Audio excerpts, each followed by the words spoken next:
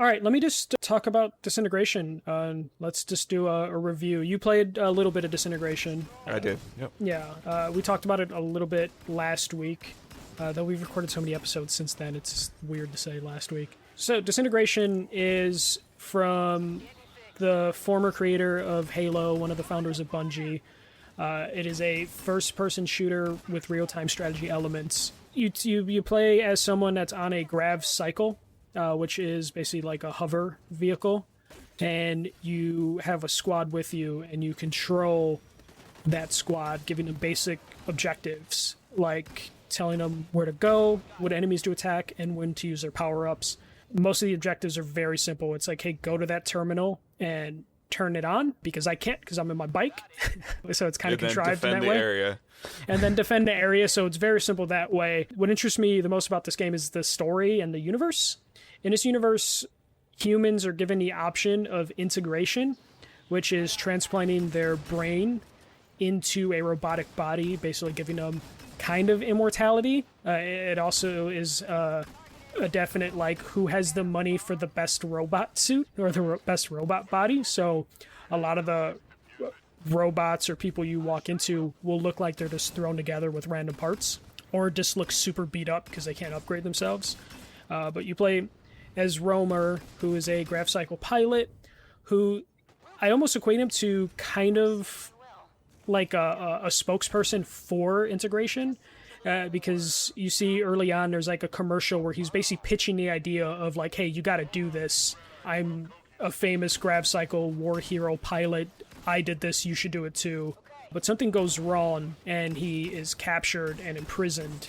Something happens where he breaks out and he joins a group of rebels, and it's like a ragtag group of misfit toys scenario where you are fighting this evil corporation government. I couldn't quite figure out if they're a corporate government or exactly what type of organization they were. And you just go from there. The story's pretty straightforward hero ragtag group of people. Really well voice acted, funny writing with the characters. Yeah, for sure.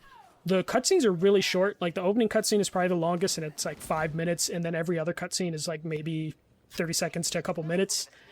Which is a shame because I love the characters. Like I thought they were entertaining. Yeah, lots of good quote unquote downtime dialogue too when you're kind of traveling from one area to the other in a mission. Yeah, in between missions you're at a hangar and I'm just talking about in a mission. Oh yeah, in a mission, yeah. On your way to like the waypoints, there's like good back and forth between some of the characters, and in between missions you have like this hub area that you go to. The hub area changes based on like where you are in the story, where you can go up to different characters and it'll give you side objectives, and then you can also just learn about their past and get a little bit of world building. That stuff is like my favorite part of the game, are the little interactions during the mission and the interactions in between missions. That social space feels kind of clunky though. The social space feels aged, just because it's so empty and barren. And I feel like that's kind of a theme with this game, which is lack of depth, and that's just kind of present everywhere. So the gameplay is this grav cycle RTS stuff where you can kind of do the missions by yourself without really using your squad too much, but you do have control of the squad, but the stuff that they have for the squad to do is limited, and it's lacking a certain amount of depth, which is a bummer. I think it's missing a form of an upgrade system. Yeah, an actual upgrade system, because you can like level up the individual characters, but it's really like increasing their health or cooldown, but there's no expansion beyond that. Still does the same thing in the first mission, does the same thing in the final mission. Yeah, there just isn't a progression through it that makes it worth continuing unless you really like the story and characters. The gameplay doesn't evolve over time like it should.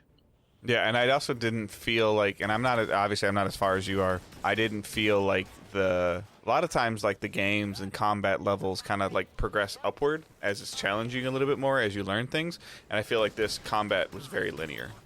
It is very linear, and their only way they like try and challenge that linearity is just throwing more enemies at you. Like just like, oh, we're just gonna throw, here's flying enemies along with the ground enemies, and that's as deep as it gets, which is a shame. You can't really switch out the characters you're given on a mission. You're just given certain characters, which is a shame. I really wish you could swap them out. Maybe you could do that on the higher difficulties, but you just can't do that on the regular difficulty, which is a shame. Just little stuff. You can't stack commands on your crew.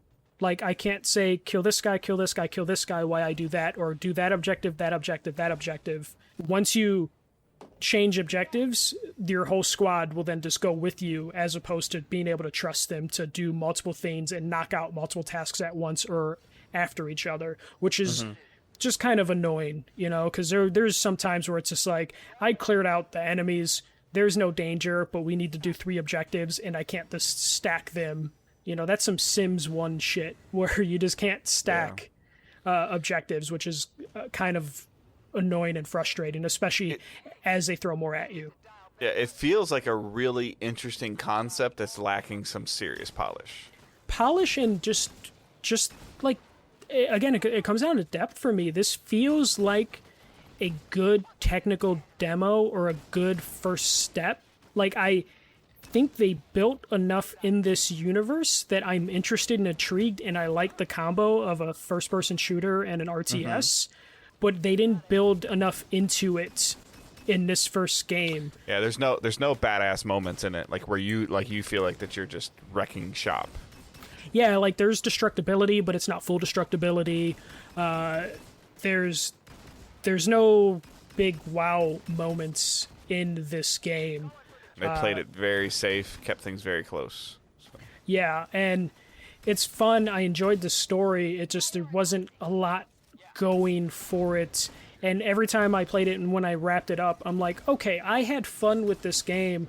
It just didn't have enough there for me.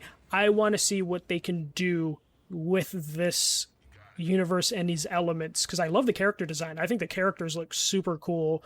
The writing is good. So I want to see what they could do with a Disintegration 2 and hope they can add that depth. Like, maybe they were just testing the waters with this, or maybe this is as far as they can go. If this is as far as they can go, then maybe there's no room for a sequel. But I see things they could do to, like, up this, and hopefully they get that chance to do it. I dived into the multiplayer, but unfortunately, there's just no one playing the multiplayer, or their servers are broken. I got into maybe 1 or 2 games, and I didn't even finish the games because people just, like, bailed. Before we recorded, I, in the background, just had my PS4 running, and then I would just queue random matchmaking, and it would time out every 10 minutes and then kick me out of queuing. So then I'd have to re-queue every 10 minutes, and I just couldn't find a game. I did a Twitter search, and no one's playing it. This is an issue on PC. This is an issue on Xbox.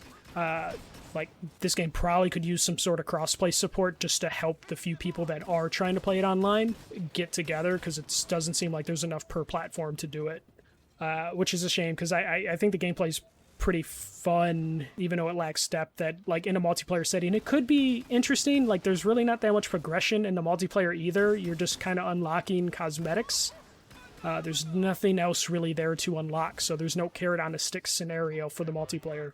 I enjoyed this game. I played the campaign. It probably lasted like 6 to 8 hours for me. I really enjoyed it. I recommend checking out the campaign for what it is. It's still fun. It just, don't expect going into it with expecting too much for it. Don't expect like this epic encounter, these epic battles.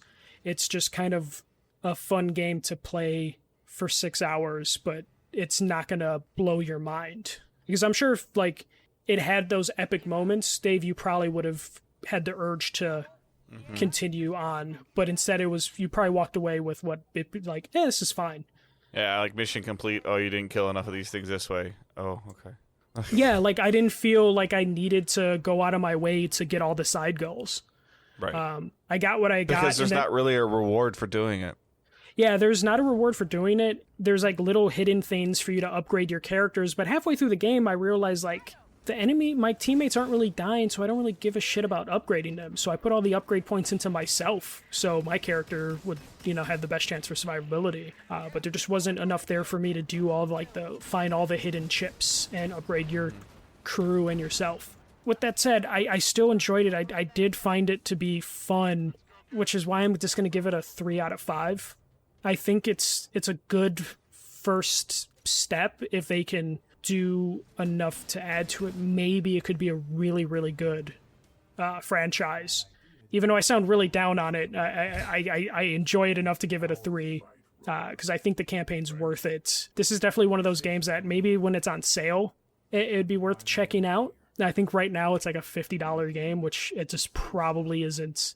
Like, I wouldn't recommend it right now, especially the multiplayer components lacking. My reviews basically of this as being a single-player only game based on how the multiplayer is going. We have to look and I think the single-player, at best, with its mechanics, is a 3 out of 5. Now,